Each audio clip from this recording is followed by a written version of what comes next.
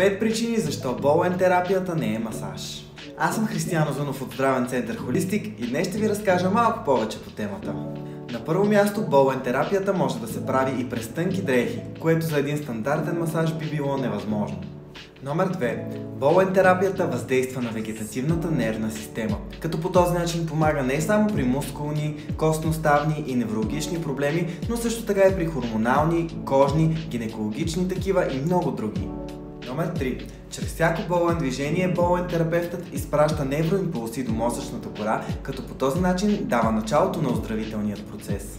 Ако си представим тялото ни като клавиатура на компютър, то с всяко болен движение задаваме настройките за промените, които искаме да предизвикаме. Докато при масажът все едно започваме да натискаме безцелно различни бутони, които единствено ще ни попречат за постигането на оптималният резултат. И както всички знаем, между всяка дума, която пишем, трябва да оставим пауза. Точно това е и основната разлика на болен терапията с всяка друга мануална модалност. Паузата е един от най-важните етапи по време на всеки болен сеанс. Именно тогава оставяме тялото да обработи информацията, която терапевтът е подал по-рано.